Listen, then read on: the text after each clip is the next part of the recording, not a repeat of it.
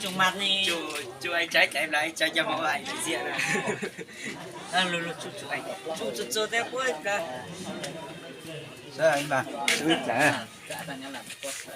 Sao có ít sẵn chú ít lại nè. chụp à một chụp à Sao chú ít lại chứ nó nè. có mất mấy lắm không Mấy tía rồi. chụp à có chụp ý này có chụp có gì à Đấy. Chú flop lon dầu nó hay là giờ có một được chứ. tao à Hết. đúng mà giờ flop chơi siêu mà tôi chỉ tao nó rồi Có tiếp tục có đánh cửa này. Cái chuyện đó giờ không hiểu. Chú ít lại chứ. Đi cái ở đây chơi luôn. Ai hả?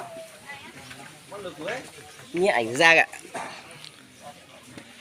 ô nó bố tôi cho máy tổ lại à lúc nó hàng trống rong à hả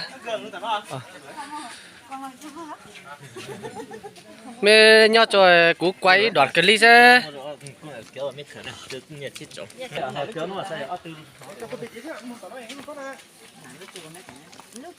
Có phần nhất con này. Lắc cường. nhớ à Lắc cường có phần nhất này. thằng cho mẹ cho chú tu nhớ sao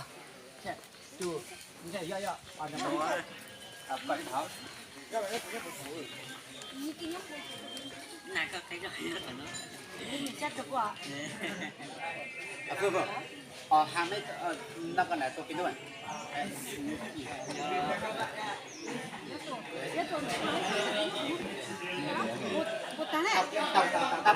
Của chụp cái lúa hàng của mà.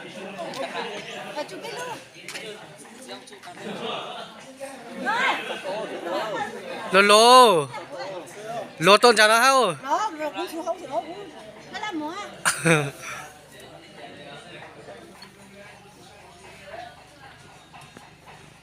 Nó chạy đi một chút á.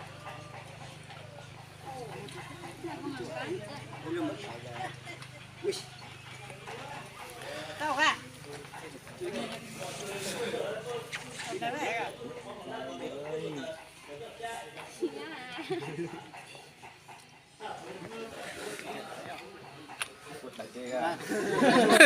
ít vật lại Coi thấy nó nè. ê thế chỉ chụp in lên nè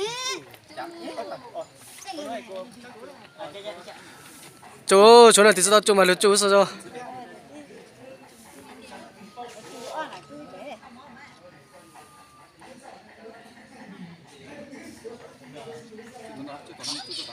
Năm một nó chui chạy rồi. Càng chiêu nét rồi càng sau này.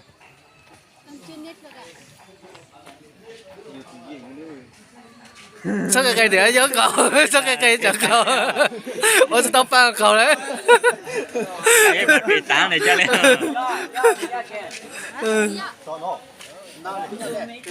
Chúng mày biết này, mày có lấy tiền ra.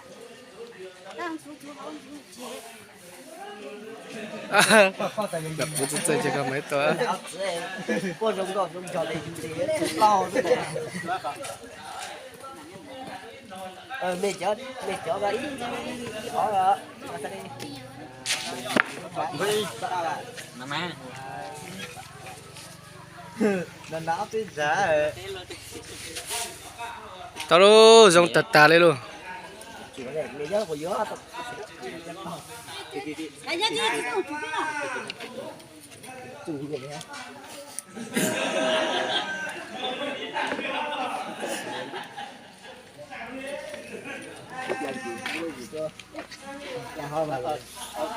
làm để cho thôi hút lịch có rồi Còn đến tận để lưu rồi đó, nó là chất chả ảnh nhớ phải buông tao rồi là thằng cho biết cho nó là thì cũng mua sữa vô máy này lưu vô cho lưu rồi gió đài cho lên này Con bé nó chú là chậm mơ rồi.